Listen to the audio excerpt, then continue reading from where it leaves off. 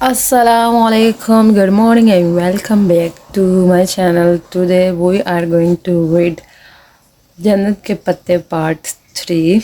तो thing is that अच्छा कल की बात कर लेते हैं कि हमने कल की स्टोरी में पढ़ा कि उनका जो वलीद लगारी जो है वो हया के साथ बदतमीज़ी करता है और डोली जो है वो उसको जो है वो बचाती है और उसके बाद वो उसको कहती है बेहया और उसके बाद उनकी जो डांस की वीडियो है वो वायरल हो जाती है और वो सोशल मीडिया पे आ जाती है और उसके बाद जो वो उसके ऊपर जो है वो डिस्कशन कर रही होती है इरम के साथ। तो अभी उनको पता चलता है कि इरम का रिश्ता देखने वाले कुछ लोग आ रहे हैं, तो वो बस उस इवेंट के लिए तैयार होने लग जाती है और उस टाइम के लिए वो उस जो वीडियो थी उसको भूल के टेंशन फ्री हो जाती है। So let's start next.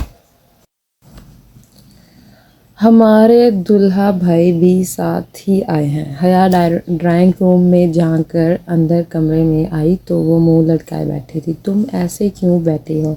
Iram ने आहिस्ता से सर उठाया। सर पर सलीके से दुपट्टा ओढ़े वो बरदोखे के लिए बैठी थी। हाँ, वो वीडियो दफ़ा करो इसे। और सब बुला रहे हैं। लड़के को इसकी वालदा माजिदा ने अंदर बुलाया तुम्हें दिखाने के लिए। आओ। इसने हाथ पकड़ कर उसे खड़ा किया। वो इरम को पकड़े ड्राइंग रूम में आ गई। सामने दो सिंगल सोफों पर एक नफीसी खातून और एक खूबरू सा जो नौजवान बैठा था। सामने रखी मेज़ लवाजमात से सजी थी और सोनिया बसदे असरार मेहमानों को बहुत कुछ पेश कर रही थी। बस भाभी, हमें तो अपने जैसी ही बच्ची चाहिए, बाहया बापर्दा सोमो सलाद की पाबंद। वो खातून मुस्कुराकर कह रही थी। अरे मिसेस करीम, हमारी इरम तो कभी सर ढके बगैर गेट से बाहर नहीं निकली। अस्सलाम वालेकुम। वो इरम को साथ लिए अंदर दाखिल हुई। इसके सलाम पर सबने सर उठाकर देखा। गुलाबी पूरी आस्तीनों वाली शलवार कमीज़ में हम रंग दुपट्टा अच्छी तरह फैलाकर सर पर लिया। इरम झुकी झुकी निगाहों से सामने एक सोफे पर आ बैठी। हया भी साथ ही थी। कमर पर गिरते सिल्की बाल, ग्रे ए लाइन शर्ट और ट्राउज़र जेब तन किए, दुपट्टा कंधे पर डाले इरम के साथ ही टांग पर टांग रखे एतमाद तरीके से बैठ गई। बेगम करीम की मशफ़क़ सी आंखों में इरम के लिए पसंदीदगी झलक उठी थी। उन्होंने दायदारी अंदाज में अपने स्मार्ट से बेटे को देखा, मगर वो इरम को नहीं बल्कि बहुत गौर से हया को देख रहा था। और बेटा, आप क्या करती हैं? बेटे को मुतवज्जा ना पाकर वो इरम से मुखातिब हुई। जी, मास्टर्स कर रही हूँ इंग्लिश लिटरेचर में। इरम ने झुकी झुकी नज़रों से जवाब दिया। तब ही हया को महसूस हुआ कि वो लड़का मुसलसल इसे देख रहा है। बड़ी जांचती परखती नज़रों से दफ्तन इसने पॉकेट से अपना ब्लैकबेरी मोबाइल निकाला और खामोशी से सर झुकाए बटन प्रेस करने लगी। दफ्तन इसने ख़वातीन आपस में मसरूफ़ थी, मगर हया कुछ अजीब सा महसूस करती कंखियों से इसको देख रही थी, जो अपने फ़ोन पर झुका हुआ था। तभी होले से इसके मोबाइल से माय नेम इज़ शीला की आवाज़ गूंजी, जिसे इसने फ़ौरन बंद कर दिया, मगर वो सुन चुकी थी। शीला के साथ शादियों का मखसूस शोर भी सुनाई दिया और इरम ने भी शायद कुछ सुना था। तभी चौंक कर गर्दन उठाई और फिर कदरे सबकी से वापस झुका ली। हया को अपने जिस्म से जान निकलती हुई महसूस हुई। क्या दुनिया इतनी छोटी थी? वो अब मोबाइल पर कुछ देख रहा था, कभी स्क्रीन पर देखता और कभी हया और इरम के चेहरों पर नज़र डालता। साफ ज़ाहिर था कि वो कुछ मिलाने की ईसाई कर रहा था। फिर एकदम वो उठा और तेज़ी से कमरे से निकल गया। एक शर्मिंदा सी खामोशी ने सारे माहौल को घेर लिया। हया ने सर झुका दिया। इसे अपना दिल डूबता हुआ महसूस हुआ। वो बहुत बेचैनी से बैठी, पाँव पर सोफे पर समेटे, हाथ में रिमोट पकड़े वो जलाई हुई सी चैनल बदल रही थी, मुतसरफ, बेबस, परेशान। स्मार्ट टीवी की स्क्रीन पर पूरे म्यूज़िक के साथ इश्तिहार चल रहा था। वो गायब दिमागी से स्क्रीन को देख रही थी, जहां मोबाइल कंपनी के साथ गैर तस्दीक शुदा सिम का इस्तेमाल कानूनन जुर्म है, PTA लिखा रहा था। जाने का पास का बटन इसने दबा दिया और इश्तिहार वहीं रुक गया। وہ اتنی دور بھٹکی ہوئی تھی کہ پلے بھی نہ کر سکی۔ دفتر دروازے میں فاطمہ بیگم کی شکل دکھائی دی۔ وہ تھکی تھکی سی اندر داخل ہو رہی تھی۔ حیا ریموٹ پھینک کر تیزی سے اٹھی۔ کیا بات تھی؟ سائمہ تائی نے کیوں بلایا تھا؟ ارم کے رشتے کے لیے جو لوگ اس دن آئے تھے انہوں نے انکار کر دیا، حالانکہ رشتہ مانگ چکے تھے، اور حیا کا دل بہت ڈوب کر ابھرا تھا۔ انکار کر دیا۔ اس کو اپنا سانس رکتا ہوا محسوس ہوا۔ کوئی وجہ نہیں بتاتے، بس ایک دم ہی پیچھے ہٹ گئے۔ سائمہ بھابھی بھی بہت اپسیٹ تھیں۔ مگر کچھ تو کہا ہوگا۔ بس یہی کہا کہ ہم نے کسی آزاد خیال اور بے پردہ لڑکی کو بہو بنا کر اپنی عاقبت خراب نہیں کرنی۔ وہ متحیر رہ گئی۔ چند روز قبل سنا تائی کا فقرہ سماعت میں گونجا تھا، جب فرقان نے سختی کی کہ بھلا ایسی بے پردہ اور آزاد خیال لڑکی کو بہو بنا کر ہم نے اپنی آخرت بگاڑنی ہے کیا؟ تب کہیں جا کر وہ مانا۔ کیا اس کو مکافات عمل کہتے ہیں؟ کیا دوسروں کی بیٹیوں پر انگلیاں اٹھانے والوں کے گھروں پر وہی اٹھی انگلیاں لوٹ کر آتی ہیں؟ مگر وہ خوش نہیں ہو پائی۔ اگر بات کھل جاتی تو اصل بدنامی تو اسی کے حصے میں آتی۔ ارم کو تو شاید اس کی ماں حیا نے اسے بگاڑا ہے کہہ کر درمیان سے نکال لیتی، اور بات تو اب بھی کھل سکتی تھی۔ وہ ویڈیو تو اب بھی انٹرنیٹ پر موجود تھی۔ ٹی وی اسکرین پر اب بھی اشتہار رکا ہوا تھا۔ وہ بے خیالی نظروں سے اسے دیکھے گی۔ بغیر تصدیق شدہ سم کا استعمال قانوناً جرم ہے، PTA۔ بغیر تصدیق شدہ سم کا استعمال قانوناً جرم ہے، PTA۔ وہ بے خیالی میں تکتی سوچوں کی الجھن سے نکل کر ایک دم چونکی۔ بغیر تصدیق شدہ سم کا استعمال قانوناً جرم ہے، PTA۔ بجلی کا ایک کوند سا اس کے ذہن سے نکلا۔ او خدایا، یہ خیال اس سے پہلے کیوں نہیں آیا تھا؟ وہ ایک جھٹکے سے اٹھی اور باہر کی طرف لپکی۔ ارم ارم، بہت جوش سے چلاتے ہوئے حیا نے اس کے کمرے کا دروازہ کھولا۔ ارم موبائل پکڑے بیڈ پر بیٹھی تھی اور دروازہ کھلنے پر گڑبڑا کر موبائل سائڈ پر رکھا۔ کیا ہوا؟ ساتھ ہی ارم نے اپنا موبائل اٹھا کر دیا تاکہ اسکرین چھپ جائے۔ ساتھ ہی ارم نے اپنا موبائل الٹا کر دیا تاکہ اسکرین چھپ جائے۔ سنو، وہ تبھی رشتے والی بات یاد آئی۔ او آئی ایم سوری، ان لوگوں نے رشتے سے انکار کر دیا۔ وہ تو ویڈیو دیکھ کر کرنا ہی تھا۔ خیر جانے دو، اچھا ہی ہوا، وہ مطمئن تھی۔ ارم، تم نے کبھی موبائل کنیکشنز کے اشتہاروں میں وہ عبارت پڑھی ہے کہ غیر تصدیق شدہ سم کا استعمال جرم ہے؟ ہاں تو کیا تمہیں معلوم ہے کہ سم رجسٹر کروانا کیوں ضروری ہوتا ہے؟ کیوں؟ تاکہ کوئی کسی سم کا غلط استعمال نہ کر سکے، چاہے وہ دہشت گردی کی واردات ہو یا کسی کو رانگ کالز کرنا۔ یہ سب سائبر کرائم کے تحت ہوتا ہے۔ Cyber crime? ارم نے پلکیں جھپکائیں۔ ارم، ہماری پرسنل ویڈیو انٹرنیٹ پر ڈال دینا بھی تو ایک سنگین جرم ہے۔ ہم اس کے رپورٹ کر سکتے ہیں، مگر ہم کس کو رپورٹ کریں گے؟ وہ نیم رضامند ہوئی تو حیا نے جھٹ اپنا موبائل باہر نکالا۔ PTA کو دروازہ بند کرو۔ PTA کو دروازہ بند کرو۔ میں ہیلپ لائن سے نمبر لیتی ہوں۔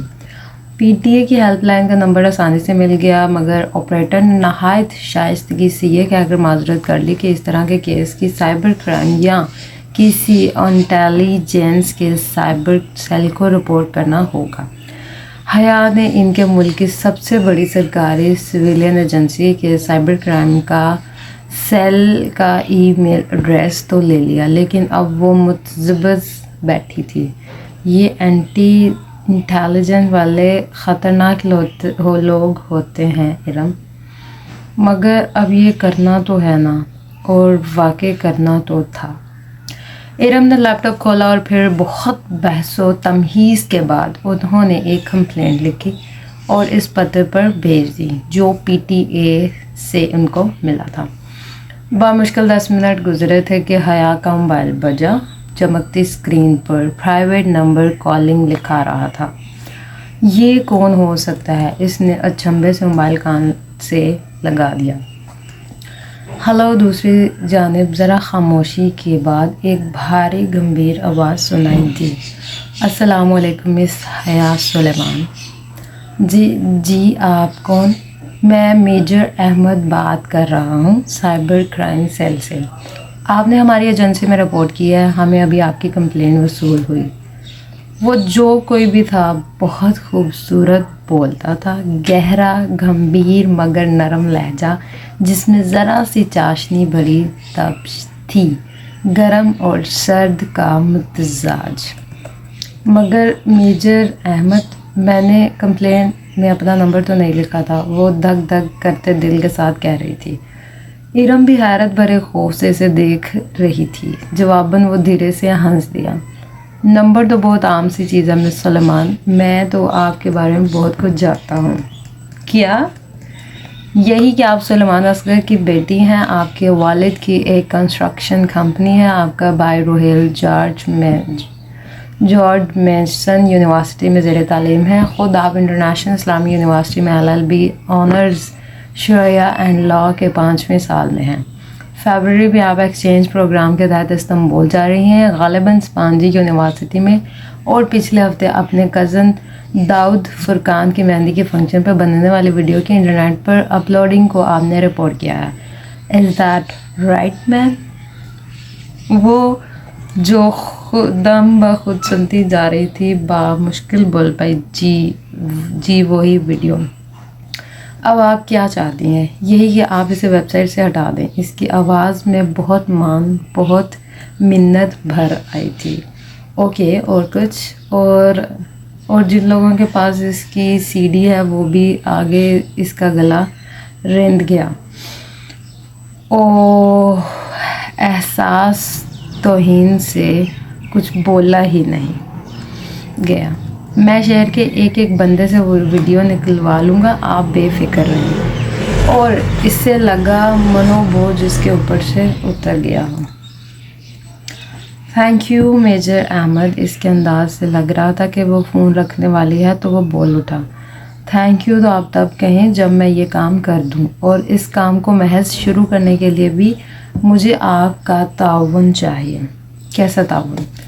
میڈم، آپ کو ذرا سی تکلیف کرنی ہوگی، آپ کو اس ویڈیو کے باقاعدہ رپورٹ کرنے کے لیے میرے آفس آنا ہوگا۔ کیا؟ نہیں، میں نہیں آ سکتی، وہ پریشانی سے ہکلا گئی۔ ارم بھی ککر مندی سے اس کا چہرہ دیکھنے لگی۔ پھر تو یہ کام نہیں ہو پائے گا، ایسے سٹیپ فون پر نہیں لیے جا سکتے۔ اسے لگا وہ محفوظ سا مسکرا رہا تھا۔ مگر میں نہیں آ سکتی۔ وہ کیسے آ سکتی تھی؟ اگر کسی کو پتہ چل جاتا تو کتنی بدنامی ہوتی۔ آپ کو آنا پڑے گا، میں گاڑی بھیج دیتا ہوں۔ نہیں، اچھا، خدا حافظ۔ اس نے جلدی سے فون بند کر دیا۔ بھاڑ میں گیا یہ اور اس کا سائبر کرائم سیل۔ اگر ابا یا تایا ابا کو پتہ چل گیا کہ ہم ایک ایجنسی کے ہیڈ کوارٹرز گئے ہیں تو ہماری ٹانگیں توڑ دیں گے وہ۔ میں تو پہلے ہی کہہ رہی تھی کہ رپورٹ نہ کرو۔ پرائیویٹ نمبر سے پھر کال آنے لگی۔ اس نے جھنجھلا کر فون ہی آف کر دیا۔ اس ویڈیو سے زیادہ میجر احمد نے اسے بلیک میل کیا ہے، یہ خیال پھر سارا دن اس کے ذہن میں گونجتا رہا۔ Oh my God, this man is amazing. Like Major Ahmed from Crime Cell Department. وہ بہت تھکی ہوئی پاسپورٹ آفس سے نکلی تھی۔ اسلام آباد سے پنڈی کا اتنا لمبا اور رش بھری سڑک پر تھکا دینے والا سفر کر کے وہ آج پاسپورٹ آفس سے اپنا پاسپورٹ اٹھانے آئی تھی، مگر یہاں علم ہوا کہ پاسپورٹ 14 جنوری کو ہی مل پائے گا، اور ابھی 14 جنوری میں پورا ہفتہ باقی تھا۔ اسلام آباد میں کوئی تکنیکی مسئلہ تھا، اس لیے اسے پنڈی میں ہی اپلائی کرنا پڑا۔ واپسی پر بھی اتنا ہی رش تھا۔ کچھ شاپنگ کے بعد جب وہ مری روڈ پر آئی تو مغرب چھا رہی تھی۔ سڑک گاڑیوں سے بھری پڑی تھی اور گاڑیوں کا یہ سیلاب بہت سست روی سے بہہ رہا تھا۔ سگنل پر اس نے گاڑی روکی اور شیشے کھول دیے۔ اس کا ذہن ابھی تک پاسپورٹ میں الجھا ہوا تھا۔ یک کوئی اس کی کھڑکی پر جھکا सोनियो क्या सोच रहे हो? वो बुरी तरह चौंकी और सर उठाकर देखा। वो ही था डोली।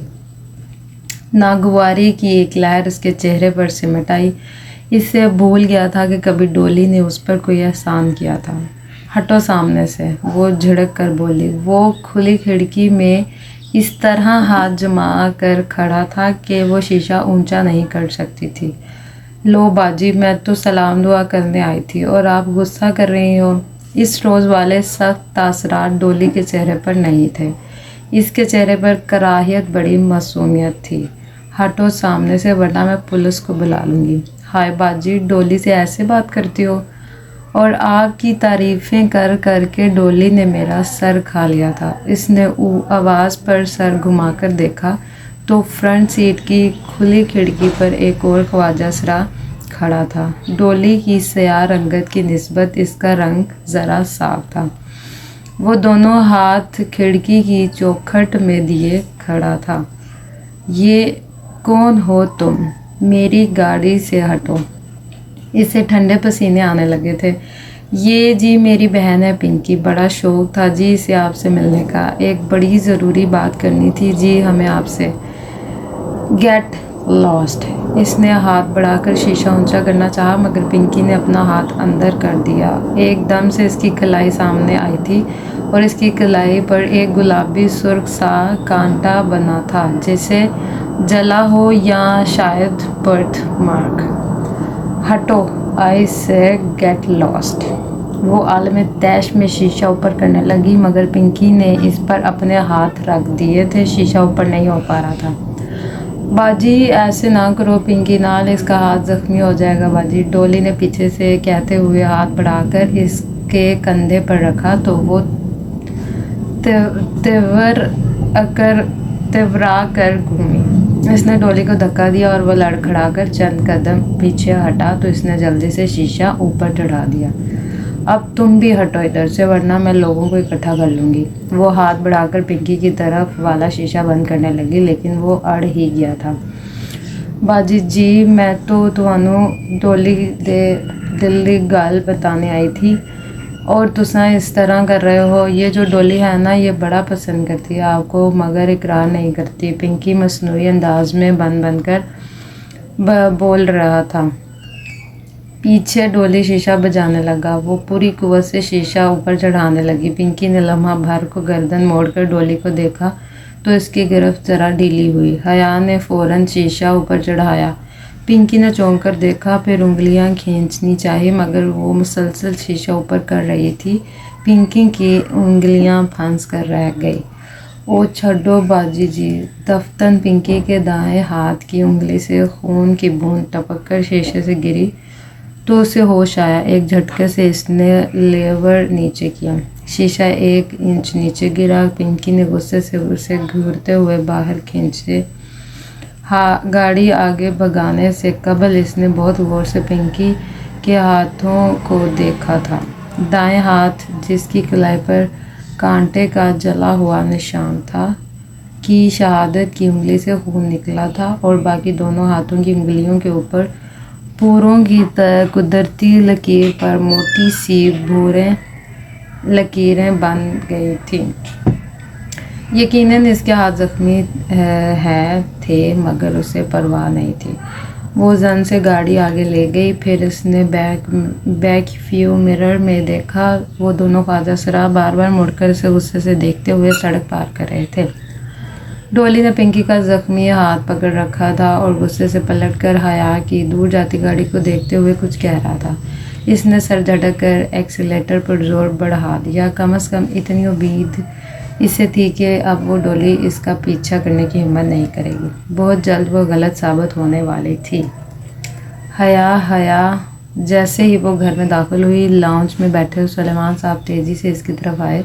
इनके चेहरे पर गैज़ो गज़ब छाया हुआ था। वो दौड़कर पीछे हटी तभी फ़ोन की घंटी बजी। ये वीडियो तुम्हारी है, तुम मुजरे करती हो। रोहेल जो सोफ़ा पर बैठा था एकदम उठा और बहुत सी सीडीज़ इसके तरफ उछाली। वहाँ सब मौजूद थे। ताया, फुरकान, दाऊद भाई, रोहेल और एक तरफ इरम ज़मीन पर बैठी रो रही थी। دور کہیں فون کی گھنٹی بج رہی تھی. نہیں وہ ان کو کہنا چاہتی تھی. اس کا منہ تو ہلتا تھا پر آواز نہیں نکل رہی تھی. وہ سب اس کا خون لینے پر تلے تھے.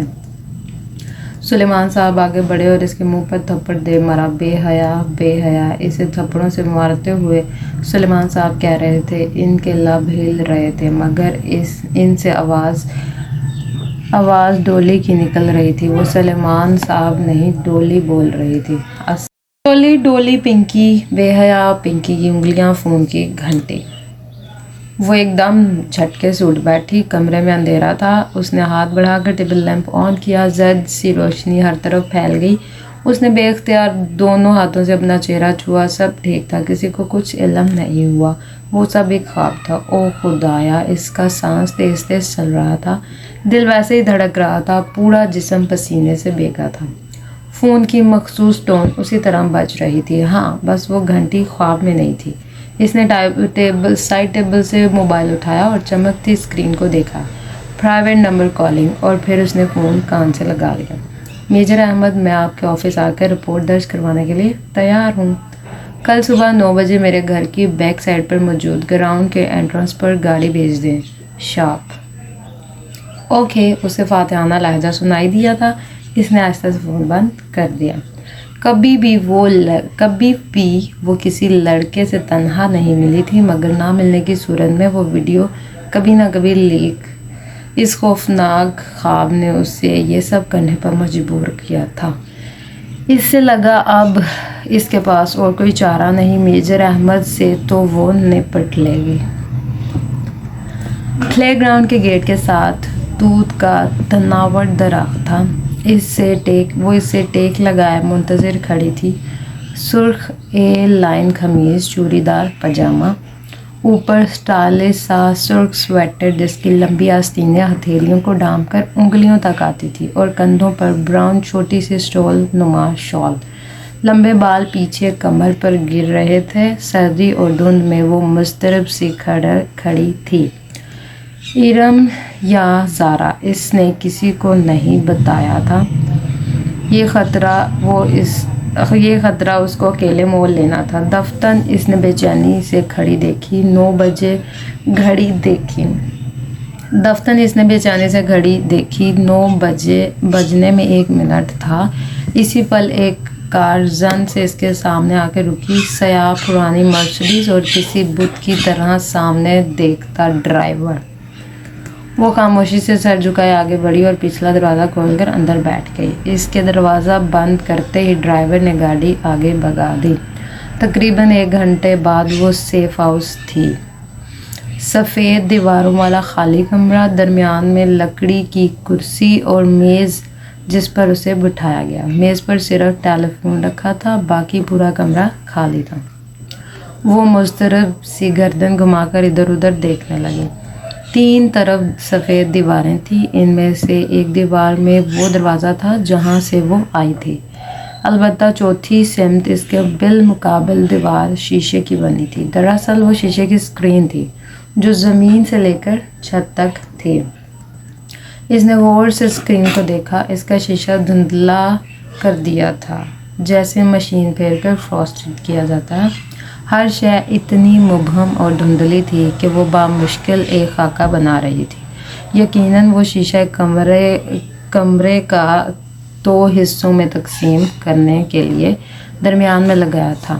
اس کے پار کمرے کا باقی حصہ تھا. اوکے. شیشے کے اس پار کوئی بڑا پرتعیش سا آفس تھا اور آفس ٹیبل کے پیچھے ریوالونگ چیئر پر کوئی بیٹھا تھا. اس کا رخ حیا کی جانب ہی تھا. اس کا چہرہ واضح نہ تھا. خاکی یونیفارم, سر پر کیپ, ٹیک لگا کر کرسی پر بیٹھا, میز پر رکھی کوئی چیز انگلیوں میں گھماتا ہوا. شاید دیکھ بھی اسی کو رہا تھا. مگر اس کی آنکھیں واضح نہ تھیں. واضح تھی تو بس ایک چیز. اس آفیسر کے گندمی چہرے کے دائیں طرف والے آدھے بے یک بدنما سی کالک جیسے آدھا چہرہ جھلس گیا ہو. دفتن وہ شخص آگے کو جھکا اور میز سے کچھ اٹھا کر کان سے لگایا. غالباً فون کا ریسیور. ट्रन ट्रन एकदम हया के सामने मेज़ पर रखा फ़ोन बजने लगा। वो चौंकी, फ़ोन मुसलसल बज रहा था। क्या वो शख्स इसे कॉल कर रहा था? इसने धड़कते दिल से रिसीवर उठाया और कान से लगाया। हेलो, अस्सलाम वालेकुम मिस हया, दिस इज़ मेजर अहमद। वही भारी नरम गरम सा खूबसूरत लहजा। वालेकुम अस्सलाम। वो फ़ोन हाथ में पकड़कर कान पर रखे यकटक सामने स्क्रीन को देख रही थी, जिसके पर आधे झुलसे चेहरे वाला ऑफिसर फ़ोन थामे बैठा था। क्या वही मेजर अहमद था? मैं उम्मीद करता हूँ कि हमने आपको ज़्यादा तकलीफ़ नहीं दी। जी, इसको घुटन सी महसूस होने लगी थी। मेरे सामने लैपटॉप पर सिस्टम खुला हुआ है, मुझे एक क्लिक करना है और आपकी वीडियो सफ़ा हस्ती से ऐसे मिट जाएगी जैसे कभी बनाई ही नहीं थी। दीवार के उस पार धुंधले मंजर में बैठे ऑफिसर के सामने भी लैपटॉप खुला पड़ा था। तो वो मेजर अहमद था। वो सामने क्यों नहीं आता था? और शहर के एक बंदे से मैं ये वीडियो निकलवा चुका हूँ। बोले हया, मैं क्लिक कर दूँ और वो रिपोर्ट समझे वो दर्ज हो गई। उसे लगा वो मुस्कुराया था। मगर आपने कहा था कि मुझे रिपोर्ट के लिए गलत कहा था, एक्सक्यूज़ बनाया था। बाज़-औक़ात बहाने बनाने पड़ते हैं तब जब मज़ीद सब्र नहीं होता, समझी? फ़ोन को जकड़ा, इसका हाथ पसीने में भीग चुका था। ये शख्स इतनी अजीब बातें क्यों कर रहा था? आप क्लिक कर दें, बमुश्किल वो कह पाई। वो शख्स झुका, शायद बटन दबाने, और फिर वापस पीछे होकर बैठ गया। कर दिया। और थैंक यू मेजर अहमद। इसका गला रुंधने लगा था। एक बात पूछूं? जी। क्या ये वीडियो जाली थी? नहीं थी तो असली। तो आप इतनी डर क्यों रही थी? ज़ाहिर है ये हमारी फैमिली वीडियो थी और शादियों पर डांस की वीडियो हम नहीं बनवाते। क्यों? वो बेदर पे सवाल कर रहा था। क्या मतलब क्यों? शादियों की वीडियोस सर को लेट होती हैं और हर जगह। क्या अच्छा लगता है हमारे डांस की वीडियोस पराए लोग देखें? मगर पराए लोग लाइव तो देख सकते हैं। गालिबन इस वीडियो में मुझे वेटर्स, मूवी मेकर और डीजे नज़र आ रहे थे। वो भी तो पराए मर्द है ना।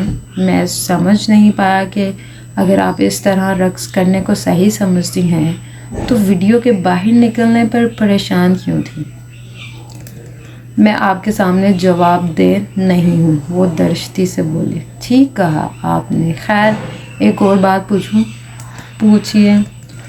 अब के उसकी आवाज़ अजनबियत दर आई थी। कभी कोई आपके लिए जन्नत के पत्ते तोड़ कर लाया है? हम दुनिया वालों ने जन्नतें कहाँ देखी हैं मेजर अहमद? इसके चेहरे पर तल्खी रकम थी। तभी तो हम दुनिया वाले जानते ही नहीं कि जन्नत के पत्ते कैसे दिखते हैं। कभी कोई आपको ला दे तो इन्हें थाम लीजिएगा, वो आपको रुस्वा नहीं होने देंगे।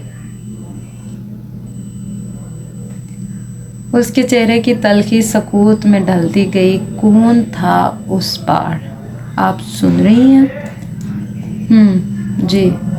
जी। वो चौंक कर संभली। मैं चलती हूँ। वो रिसीवर कान से हटाने ही लगी थी कि वो क्या उठा। एक मिनट, एक आखिरी सवाल करना है मुझे। वो उठते उठते वापस बैठ गई। जी पूछिए, आप मुझसे शादी करेंगी?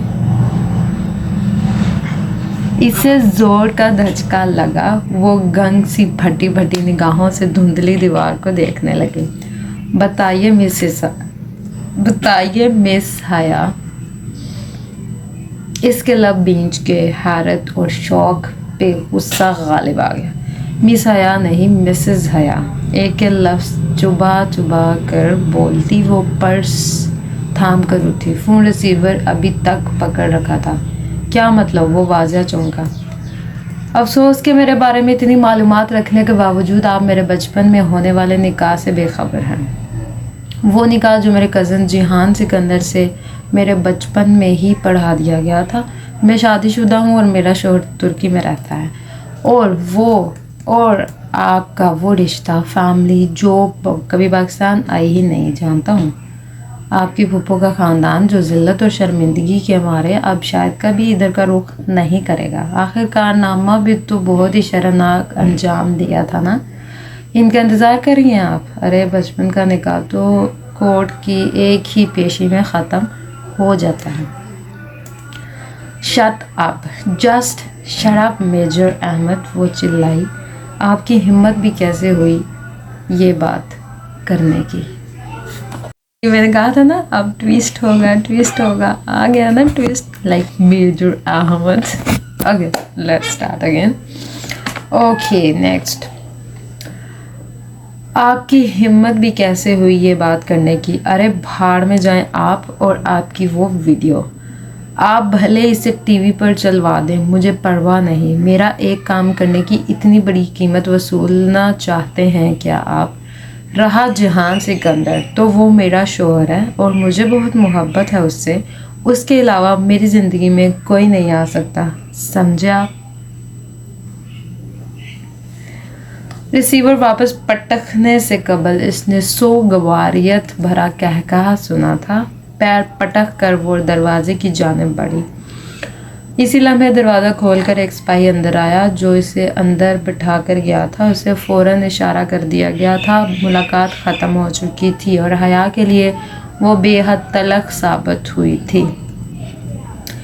گاڑی آپ کا انتظار کر رہی ہے میم، آئیے۔ وہ راستہ چھوڑ کر ایک طرف ہو گیا۔ حیا نے گردن موڑ کر دیکھا، دھند کے اس پار وہ شخص میز پر جھکا کچھ لکھ رہا تھا۔ اسے لگا اس نے اس کی میز پر کسی سرخ شے کی جھلک دیکھی تھی، شاید سرخ گلابوں کے گلدستے کی، یا شاید یہ اس کا وہم تھا۔ جس لمحے وہ اس پرانی کار کی پچھلی سیٹ پر بیٹھی تو کھلے دروازے سے اس سپاہی نے اس سے ایک سرخ گلابوں کا بوکے اسے تھمایا، گو کہ اس کے ساتھ کوئی خط نہ تھا، اور وہ پھول بھی ان سفید پھولوں سے قطعاً مختلف تھے۔ پھر بھی اسے یقین ہو گیا کہ وہ گمنام خطوط بھیجنے والا بھی میجر احمد ہی تھا، اور وہ اسے بہت پہلے ہی سے جانتا تھا۔ یہ جا کر اپنے میجر احمد کے منہ پر دے مارو۔ اس کے بوکے سپاہی کے بازو میں پھینکا اور دروازہ کھٹاک سے بند کیا۔ گاڑی زن سے آگے بڑھ گئی۔ حیا شام میں ارم بھاگتی ہوئی آئی۔ خوشی اس کے انگ انگ سے پھوٹ رہی تھی۔ وہ ویڈیو اس ویب سائٹ سے ریموو ہو گئی ہے۔ اس نے فرد جذبات سے تقریباً بیڈ گراؤنڈ سے ٹیک لگا کر بیٹھی حیا کو جھنجھوڑ ہی دیا تھا۔ مگر کیسے ہوا یہ سب؟ اس ویب سائٹ والے کو خوف خدا آ گیا ہوگا، مجھے کیا پتا، وہ لاپرواہی سے انجان بن گئی۔ شاید، مگر اچھا ہی ہوا۔ اور ہاں، تمہاری ترکی کی فلائٹ کب ہے؟ پتہ نہیں، پہلے پاسپورٹ تو ملے پھر ہی ویزا ملے گا۔ اس کو ارم کی موجودگی سے کوفت ہونے لگی تھی، کچھ اس کے تاثرات سے واضح ہو رہا تھا، اس لیے ارم جلدی ہی اٹھ کر چلے گی اور وہ پھر سے سوچوں میں گم ہو گئی۔ میجر احمد کا آدھا جھلسا چہرہ، سامنے نہ آنا، پردے کے پیچھے سے بات کرنا، اور اس کی وہ عجیب فلسفیانہ باتیں، جنت کا تذکرہ، بعض پرس کرنا، اور پھر مجھ سے شادی کا سوال۔ اوہ میرے خدایا، کیا عجیب آدمی تھا وہ! اور اس کی ایک بات جس کے بارے میں وہ اس وقت شدید طیش میں ہونے کے باعث سوال نہیں کر سکی تھی، آپ کی پھپھو کا خاندان جو ذلت اور شرمندگی کے مارے اب شاید ادھر کبھی رخ نہیں کریں گے۔ آخر کارنامہ بھی تو بہت شرمناک انجام دیا تھا۔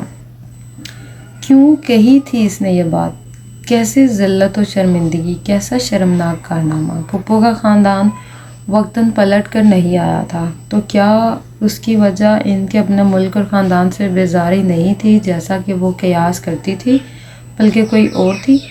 کوئی ذلت آمیز کام انہوں نے سر انجام دیا تھا؟ انہوں نے کس نے؟ پھپھو نے، ان کے شوہر نے، یا جہان سکندر نے؟ کیا گتھی تھی بھلا؟ مگر میجر احمد سے وہ استفسار کر نہیں سکتی تھی، نہ ہی اس کا دوبارہ کوئی فون آیا تھا۔ پھر اور وہ خطوط، وہ گلدستے، وہ بھی اس نے بھیجے تھے۔ اسے اس کے اسپانجی یونیورسٹی کا کیسے علم ہوا؟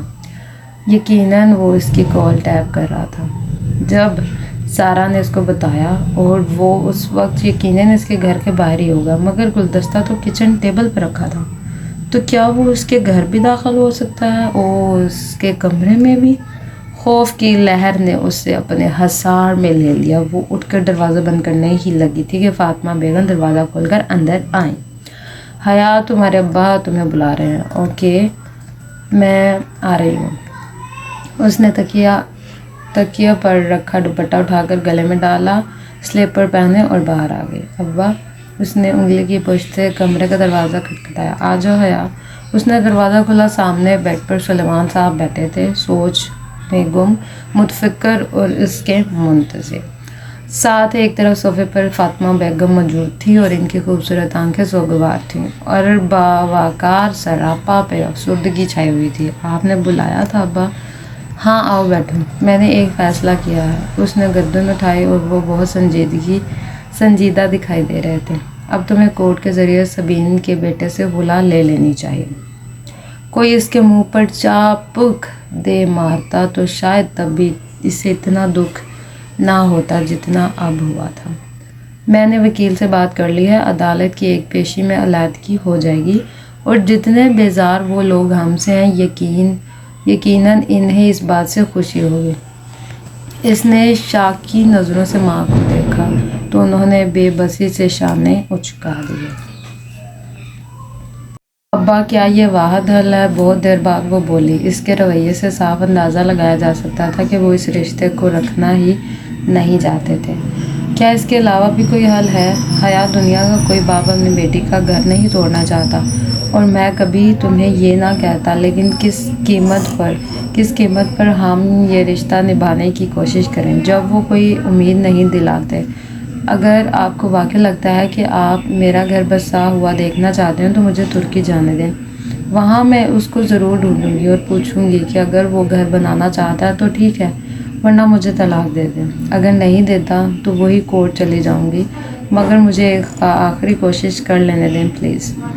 وہ خاموش ہو گئے، شاید قائل ہو گئے تھے۔ ابا، آپ مجھے 5 ماہ کا وقت دیں۔ اگر اس کے آخر میں آپ کو لگے کہ مجھے خلا لے لینی چاہیے تو میں آپ کے فیصلے میں آپ کے ساتھ ہوں گی۔ وہ اٹھی اور پھر بنا کچھ کہے کمرے سے نکل گئی۔ وہ خوبصورت لڑکی اسے کلاس کے باہر ہی مل گئی۔ وہ فائلیں سنبھالتی باہر جا رہی تھی جب اس نے حیا کو روک لیا۔ سنیں مس سلیمان، وہ جیسے مجبوراً اسے مخاطب کر رہی تھی۔ حیا نے غفلت سے پلٹ کر دیکھا۔ وہاں ختیجہ رانا کھڑی تھی، ڈی جے، جسے ڈی جے صرف اس کے فرینڈس کہتے ہیں۔ وہ اس کی فرینڈ نہ تھی، نہ ہی بننا چاہتی تھی۔ جی ختیجہ، بادل ناخواستہ اس نے ذرا مروت سے جواب دیا۔ آپ نے ویزے کے لیے اپلائی کر دیا؟ دراصل میڈم فرگندہ نے کہا ہے ہم دونوں کو جلد از جلد ویزا کے لیے اپلائی کرنا چاہیے، کیونکہ فیبرری کے پہلے ویک میں ہم نے اسپانجی کو جوائن کرنا ہے، اور آج 13 تاریخ ہے۔ ہمارے پاس بس 15 دن ہیں، اور ترکی کا ویزا 15 دن میں کبھی نہیں لگا کرتا۔ وہ تیز بولے جا رہی تھی اور اس کی بات کچھ ایسی تھی کہ حیا کو سنجیدہ ہونا پڑا، ورنہ ابھی تک وہ ابا کی کہی باتیں سوچ رہی تھی۔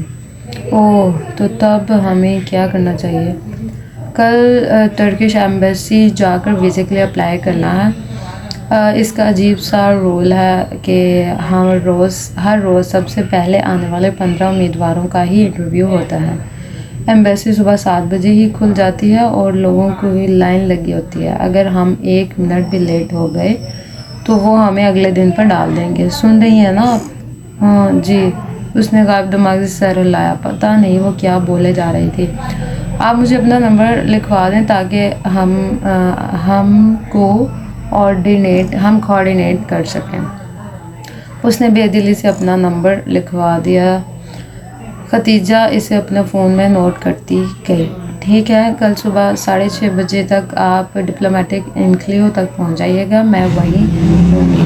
اس نے اچھا کہہ کر جان چھڑانے والے انداز میں سر ہلایا۔ اور پلیز دیر مت کیجیے گا، یہ نہ ہو کہ آپ کی وجہ سے میرا ویزا بھی رہ جائے مس سلیمان۔ وہ ناک چڑھا کر یہ جتا گئی کہ آخر وہ بھی ختیجہ رانا ہے۔ کیا کمپنی ملی ہے مجھے، اف۔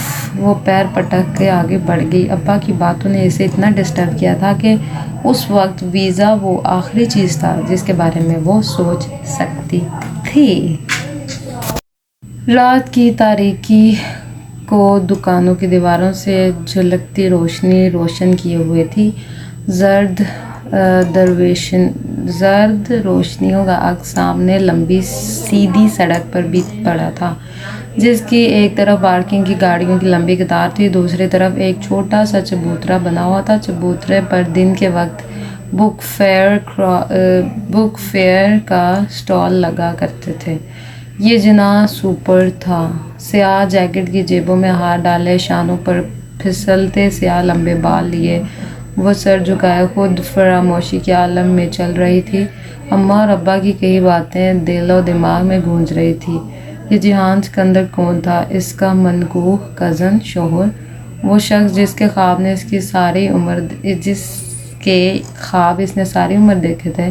کیا ابا اماں نہیں جانتے تھے کہ خواب اگر اپنے ہاتھوں سے توڑے جائیں تو انگلیاں بھی زخمی ہو جاتی ہیں؟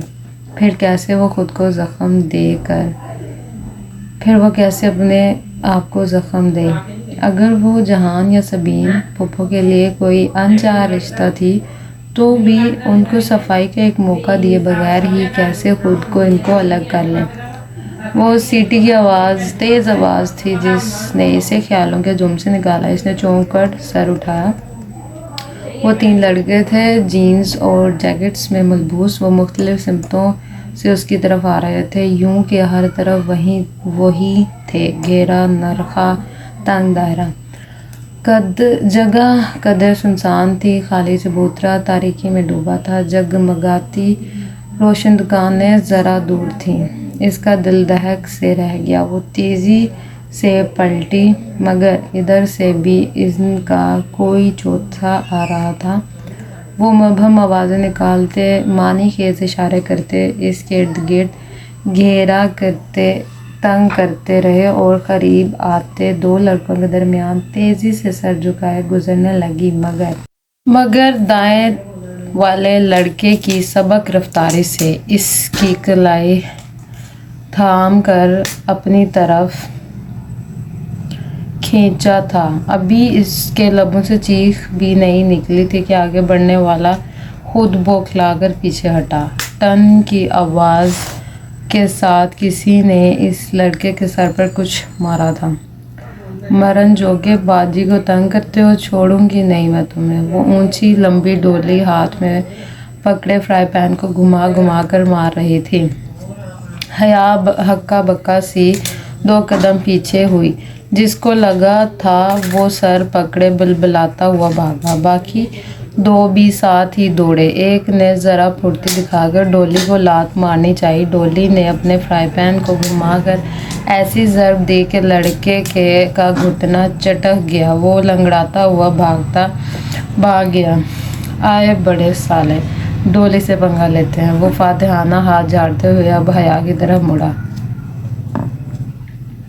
آئے بڑے سالے، ڈولی سے پنگا لیتے ہیں۔ وہ فاتحانہ ہاتھ جھاڑتے ہوئے اب حیا کی طرف مڑا۔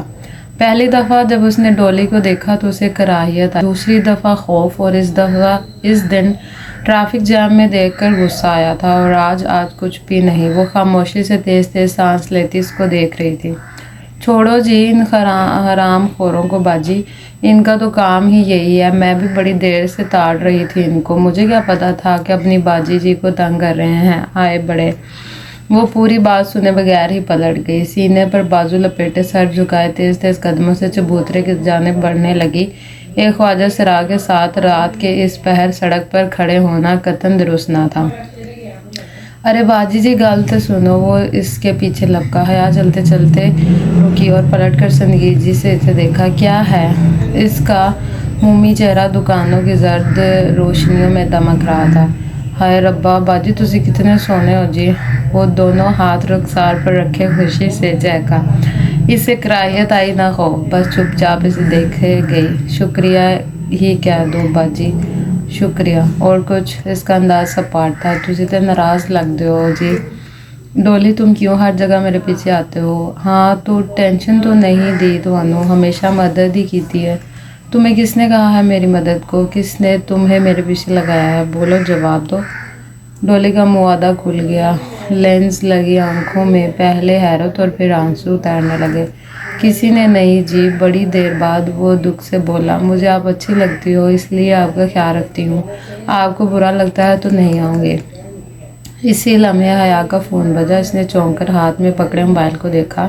इस पर प्राइवेट नंबर कॉलिंग लिखा आ रहा था। वो पैर पटाकर चबूतरे की तरफ आई और पाँव लटकाकर फ़ोन लटकाकर बैठ गई। फ़ोन अभी तक बज रहा था। इसने फ़ोन कान से लगाया और डोली को देखा। छोटे कदम उठाकर ससकता हुआ इस तक आ रहा था। हेलो मिस हया, कैसी हैं आप? वो मेजर अहमद था। इसकी आवाज़ के पीछे बहुत शोर था। डोली आहिस्ता से इससे ज़रा फासले पर चबूतरे पर बैठ गया। सर झुकाए वो हथेली से आंसू पोंछ रहा था। खुदा के लिए मुझे फ़ोन मत किया करें, और ये जो बंदे आपने मेरे पीछे लगाए हैं ना, इनमें से एक एक का खून कर दूंगी और इसके ज़िम्मेदार आप होंगे। मैं शादीशुदा हूँ और जल्द ही अपने शौहर के पास चली जाऊँगी। मेरा पीछा छोड़ दें, समझे आप? मज़ीद कुछ सुने बगैर इसने फ़ोन रख दिया। तुझे घर बार वाली हो जी? डोली ने चेहरा इसकी तरफ उठाया। हाँ, तुम्हारे इस मेजर ने बताया नहीं तुम्हें? इसने मेरे पीछे लगाया ना तुम्हें? अल्लाह पाक की कसम ले लो जी, मुझे किसी मेजर वेजर ने नहीं भेजा, मैं खुद आता हूँ, अल्लाह की कसम जी। वो रोते हुए कह रहा था। हया के दिल को कुछ हुआ और उसे लगा वो सच बोल रहा है। मैं किसी को जाकर आपकी बात नहीं बताता, मुझे बड़ा प्यार है जी आपसे, कसम से। वो लब बेचते इसे देख रही थी। कुछ था इसमें पुरस्कार खौफजदा करता, मगर तरहम अमेज। ठीक है, मत रो। मैं जी बड़ा प्यार करती हूँ आपसे, इसलिए आती हूँ, पर तुझे तो इल्ज़ाम ला रहे हो। वो ससते हुए अपना सर पीटने लगा। अच्छा, नाउ स्टॉप इट। वो चुपचाप बैठा इसे तकता रहा जबकि वो खलाओं में घूम रही थी। तुसी जा रहे हो कहीं? हया ने चौंक कर उसे देखा। तुसी फ़ोन में किया ना? इसने वजाहत की। हाँ, मैं यूरोप जा रही हूँ। वो जहाँ अमेरिका है, अंग्रेज़ी फिल्मों वाला? और रोना भूलकर खुशी से चहका। शायद वो वाकई एक आम ख्वाजा सरा था या फिर कोई बहुत बड़ा मक्कार अदाकार। हाँ वही, इसने तरदीद की। इधर कौन है जी? मेरा शौहर रहता है वहाँ। वो अब सामने रोशन दुकानों की कतार देख रही। कैसा है जी तुम्हारा शौहर? मैं नहीं जानती डोली, अगर मैं जानती होती तो इधर ना बैठी होती। इसके पलकें भीग गईं। तुम दुआ करो डोली, वो मुझे मिल जाए। वो आंखों की नमी छुपाते हुए उठ खड़ी हुई। डोली ने सर उठाकर देखा। वो उंगली की नोक से आंखों के किनारे साफ करती हुई सड़क की तरफ जा रही थी। डोली की आंखों में बेपनाह उदासी उतर आई थी। खुदा करे वो तुम्हें कभी ना मिले हया सुलेमान। खुदा करे तुम इससे मायूस होकर जल्दी वापस आ जाओ, और खुदा करे तुम इधर जा ही ना सको। वो तेज़ तेज़ कदम उठाती आगे बढ़ रही थी जब इसने डोली को ये कहते सुना, मगर नहीं, वो डोली की आवाज़ नहीं थी। वो किसी मर्द की आवाज़ थी, भरपूर, खूबसूरत और उदास। ऐसी आवाज़ जो इसने पहले कभी नहीं सुनी थी। वो मेजर अहमद की आवाज़ से ज़्यादा खूबसूरत थी, और इसमें जहान सिकंदर की अजनबी आवाज़ जैसी बेरुखी भी न थी। इसके कदम जंजीर हो गए। तेज़ी से इसने गर्दन मोड़ी। दूर अंधेरे में चबूतरा खाली था। वहाँ दूर दूर तक किसी का नाम निशान नहीं था। ज़िंदगी में पहली बार इसके अंदर डोली से दोबारा मिलने की ख्वाहिश ने जन्म लिया था। उसे जानना था कि डोली कौन है, क्या है और क्यों है।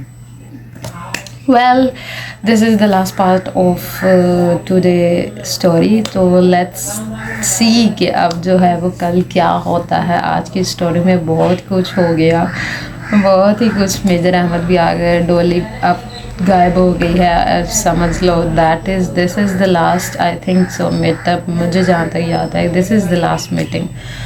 और उसके बाद जी अब पासपोर्ट मिल चुका होगा, वह अब लगेगा इसका visa, and she is now going to Turkey.